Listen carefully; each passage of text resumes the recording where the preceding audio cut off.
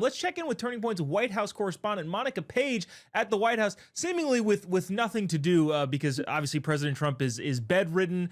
He's on the way. All of the internet sleuths that, including some mainstream media, that just miss the Biden mental collapse, somehow caught on to the fact that President Trump is doing fine, but they wanted to make it so that he wasn't doing fine. Monica, what the heck is going on here?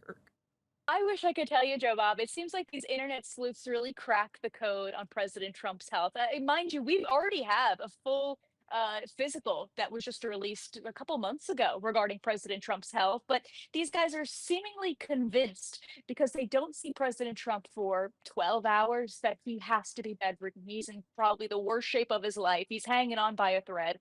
But he was just, people have to understand that the president, when he takes time to go golfing over the weekend, it's not just a leisurely activity. He's making deals in the process as well. He's meeting with people. He's still talking to people, making deals. He's still, it's absolutely insane. Now, I will tell you, over the last 4 years, I'd say about a year and a half that I was covering personally Joe Biden's White House, there were times where we didn't get a press briefing for weeks. I think we had maybe 4 press briefings in the month of August of this time last year.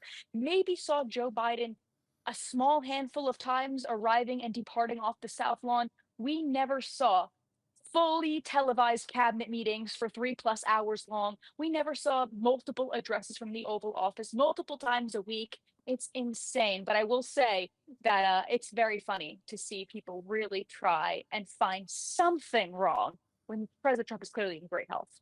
Well, Monica, the reason that you didn't see President Biden is he was so diligently at work. It was the best Biden yet. He was obviously nothing going wrong there, and that's why he was just working very hard. I always thought this was really funny.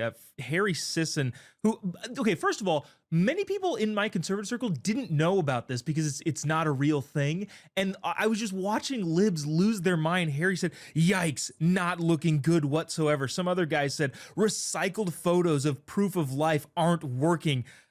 Like, I guess I couldn't wrap my head around how this is possibly happening on the lib side of the Walter aisle, Reed Medical especially. Center is all shut down. Melania Trump hasn't been seen. Like, okay, maybe they're doing construction on the roads. Hello?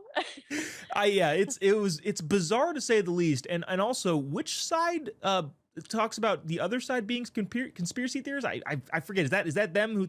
Sorry, I just was thinking of that in real time. On to some actual important things. The president is moving the command center for the Space Force. Can you tell us about what's going on that front?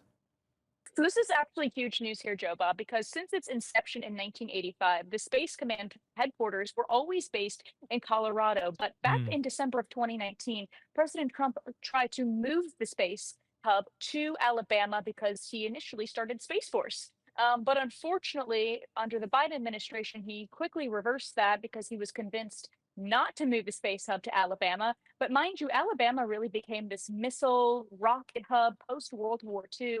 And given the fact that you've got like the Marshall Air Base, Space Base out there as well, it seems like the perfect idea to move something like this to Alabama.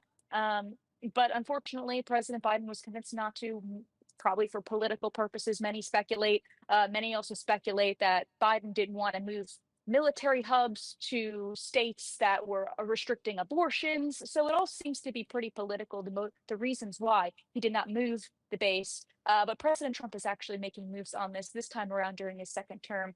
It's also expected to save taxpayers a whopping $420 million, which is fantastic. And I think will really boost military readiness. God forbid we need it. So this is a huge development, huge announcement coming today. And I'm definitely excited to see, maybe some growth happening in Alabama due to this move. But nonetheless, it's very big. Yeah, that's going to be huge to watch, and also, yeah, I think more military in a state is going to bolster the state's reasonableness. Not that we have to worry about Alabama, but yeah, it should be should be good going forward. Monica Paige, Turning Point's White House correspondent. Thanks so much for checking in. Really appreciate it. We'll see you tomorrow. Thanks, Joe Bob. Thank you.